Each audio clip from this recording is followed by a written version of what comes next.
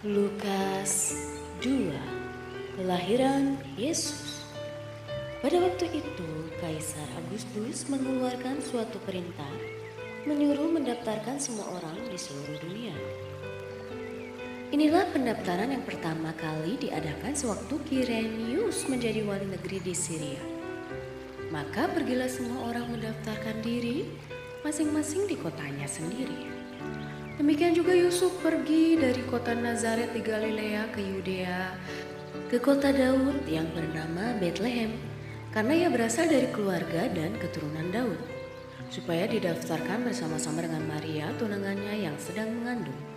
Ketika mereka di situ, tibalah waktunya bagi Maria untuk bersalin, dan ia melahirkan seorang anak laki-laki. Anaknya yang sulung lalu dibungkusnya dengan lampin dan dibaringkannya di dalam palungan. Karena tidak ada tempat bagi mereka di rumah penginapan. Gembala-gembala. Di daerah itu ada gembala-gembala yang tinggal di padang menjaga kawanan ternak mereka pada waktu malam. Tiba-tiba berdirilah seorang malaikat Tuhan di dekat mereka, dan kemuliaan Tuhan bersinar meliputi mereka, dan mereka sangat ketakutan. Lalu kata malaikat itu kepada mereka, "Jangan takut, sebab sesungguhnya aku memberitakan kepadamu kesukaan besar untuk seluruh bangsa. Hari ini telah lahir bagimu juru selamat, yaitu Kristus Tuhan di kota Daud. Dan inilah tandanya bagimu, kamu akan menjumpai seorang bayi dibungkus dengan lampin dan terbaring di dalam palungan." Dan tiba-tiba tampaklah bersama-sama dengan malaikat itu sejumlah besar bala tentara surga yang memuji Allah, katanya, "Kemuliaan bagi Allah di tempat yang maha tinggi, dan damai sejahtera di bumi di antara manusia yang berkenan kepadanya." Setelah malaikat-malaikat itu meninggalkan mereka dan kembali ke surga, gembala-gembala itu berkata seorang kepada yang lain, "Marilah kita pergi ke Betlehem untuk melihat apa yang terjadi di sana, seperti yang diberitahukan Tuhan kepada kita." Lalu mereka cepat-cepat berangkat dan menjumpai Maria dan Yusuf dan bayi itu yang sedang berbaring di dalam palungan. Dan ketika mereka melihatnya, mereka memberitahukan apa yang telah dikatakan kepada mereka tentang anak itu. Dan semua orang yang mendengarnya heran tentang apa yang dikatakan gembala-gembala itu kepada mereka. Tetapi Maria menyimpan segala perkara itu di dalam hatinya dan merenungkannya. Maka kembalilah gembala-gembala itu sambil memuji dan memuliakan Allah, karena segala sesuatu yang mereka dengar dan mereka lihat semuanya sesuai dengan apa yang telah dikatakan kepada mereka. Yesus disunat dan diserahkan kepada Tuhan, Simeon dan Hana. Dan ketika genap 8 hari dan ia harus disunatkan, ia diberi nama Yesus, yaitu nama yang disebut oleh malaikat sebelum ia dikandung ibunya. Dan ketika genap waktu pentahiran menurut hukum Taurat Musa, mereka membawa dia ke Yerusalem untuk menyerahkannya kepada Tuhan, seperti ada tertulis dalam hukum Tuhan. Semua anak laki-laki sulung harus dikuduskan bagi Allah. Dan untuk mempersembahkan korban menurut apa yang difirmankan dalam hukum Tuhan, yaitu sepasang burung tekukur atau 2 ekor anak burung merpati, adalah di Yerusalem seorang bernama Simeon. Ia seorang yang benar dan saleh yang menantikan penghiburan bagi Israel. Roh Kudus ada di atasnya, dan kepadanya telah dinyatakan oleh Roh Kudus bahwa ia tidak akan mati sebelum ia melihat Mesias, yaitu Dia yang diurapi Tuhan. Ia datang ke bait Allah oleh Roh Kudus ketika Yesus anak itu dibawa masuk oleh orang tuanya untuk melakukan kepadanya apa yang ditentukan hukum Taurat.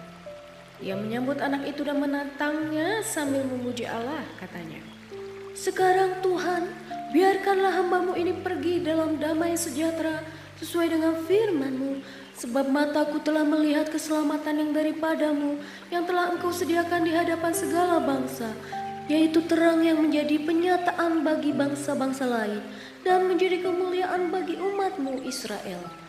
Dan bapa serta ibunya amat heran akan segala apa yang dikatakan tentang dia.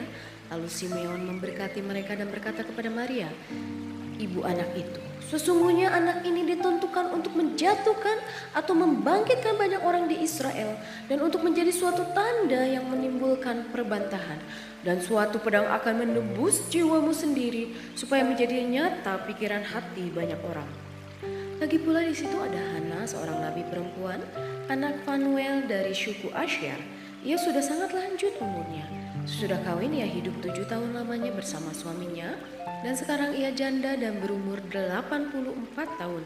Ia tidak pernah meninggalkan bait Allah, dan siang malam beribadah dengan berpuasa dan berdoa. Dan pada ketika itu juga datanglah ia ke situ dan mengucap syukur kepada Allah dan berbicara tentang anak itu kepada semua orang yang menantikan kelepasan untuk Yerusalem. Dan setelah selesai semua yang harus dilakukan menurut hukum Tuhan, kembalilah mereka ke kota kediamannya, yaitu kota Nazaret di Galilea. Anak itu bertambah besar dan menjadi kuat, penuh hikmat dan kasih karunia Allah ada padanya. Yesus pada umur 12 tahun dalam bait Allah. Tiap-tiap tahun, orang tua Yesus pergi ke Yerusalem pada hari raya Paskah. Ketika Yesus telah berumur 12 tahun, pergilah mereka ke Yerusalem seperti yang lazim pada hari raya itu. Sehabis hari-hari perayaan itu, ketika mereka berjalan pulang, tinggallah Yesus di Yerusalem tanpa diketahui orang tuanya, karena mereka menyangka bahwa ia ada di antara orang-orang seperjalanan mereka. Berjalanlah mereka sehari perjalanan jauhnya, lalu mencari dia di antara kaum keluarga dan kenalan mereka. Karena mereka tidak menemukan dia, kembalilah mereka ke Yerusalem sambil terus mencari dia. Sesudah 3 hari mereka menemukan dia di dalam bait Allah. Ia sedang duduk di tengah-tengah alim ulama sambil mendengarkan mereka dan mengajukan pertanyaan-pertanyaan kepada mereka. Dan mereka semua yang mendengarkan dia sangat heran akan kecerdasannya dan segala jawab yang diberikannya. Dan ketika orang tuanya melihat dia, tercenganglah mereka. Lalu kata ibunya kepadanya, "Nak, mengapakah engkau berbuat demikian terhadap kami? Bapamu dan aku dengan cemas mencari engkau." Jawabnya kepada mereka, "Mengapa kamu mencari aku? Tidakkah kamu tahu bahwa aku harus berada di dalam rumah Bapakku?" Tetapi mereka tidak mengerti apa yang dikatakannya kepada mereka. Lalu ia pulang bersama-sama mereka ke Nazaret, dan ia tetap hidup dalam asuhan mereka. Dan ibunya menyimpan semua perkara itu di dalam hatinya. Dan Yesus makin bertambah besar dan bertambah hikmatnya dan besarnya, dan makin dikasihi oleh Allah dan manusia. Lukas 3, Yohanes Pembaptis. Dalam tahun ke-15 dari pemerintahan Kaisar Tiberius, ketika Pontius Pilatus menjadi wali negeri Yudea, dan Herodes raja wilayah Galilea, Filipus saudaranya raja wilayah Iturea, dan Trahonitis dan Lisanias raja wilayah Abilene. Pada waktu Hanas dan Kayafas menjadi imam besar, datanglah firman Allah kepada Yohanes anak Zakaria di padang gurun. Maka datanglah Yohanes ke seluruh daerah Yordan dan menyerukan, "Bertobatlah dan berilah dirimu dibaptis, dan Allah akan mengampuni dosamu." Seperti ada tertulis dalam kitab Nubuat-Nubuat Yesaya, "Ada suara yang berseru-seru di padang gurun, persiapkanlah jalan untuk Tuhan, luruskanlah jalan baginya. Setiap lembah akan ditimbun dan setiap gunung dan bukit akan menjadi rata. Yang berliku-liku akan diluruskan, yang berlekuk-lekuk akan diratakan, dan semua orang akan melihat keselamatan yang dari Tuhan."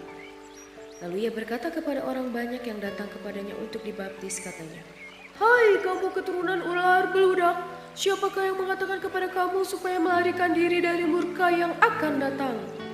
Jadi hasilkanlah buah-buah yang sesuai dengan pertobatan, dan janganlah berpikir dalam hatimu, Abraham adalah bapa kami, karena aku berkata kepadamu, Allah dapat menjadikan anak-anak bagi Abraham dari batu-batu ini. Kapak sudah tersedia pada akar pohon, dan setiap pohon yang tidak menghasilkan buah yang baik akan ditebang dan dibuang ke dalam api." Orang banyak bertanya kepadanya, "Jika demikian, apakah yang harus kami perbuat?" Jawabnya, "Barang siapa mempunyai 2 helai baju, hendaklah ia membaginya dengan yang tidak punya. Dan barang siapa mempunyai makanan, hendaklah ia berbuat juga demikian." Ada datang juga pemungut-pemungut cukai untuk dibaptis, dan mereka bertanya kepadanya, "Guru, apakah yang harus kami perbuat?" Jawabnya, "Jangan menagih lebih banyak daripada yang telah ditentukan bagimu." Dan prajurit-prajurit bertanya juga kepadanya, "Dan kami, apakah yang harus kami perbuat?" Jawab Yohanes kepada mereka, "Jangan merampas dan jangan memeras, dan cukupkanlah dirimu dengan gajimu."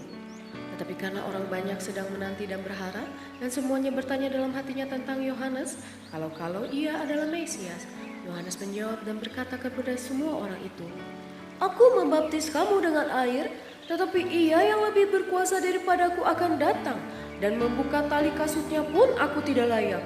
Ia akan membaptis kamu dengan Roh Kudus dan dengan api. Alat penampi sudah di tangannya untuk membersihkan tempat pengirikannya dan untuk mengumpulkan gandumnya ke dalam lumbungnya. Tetapi debu jerami itu akan dibakarnya dalam api yang tidak terpadamkan. Dengan banyak nasihat lain, Yohanes memberitakan Injil kepada orang banyak.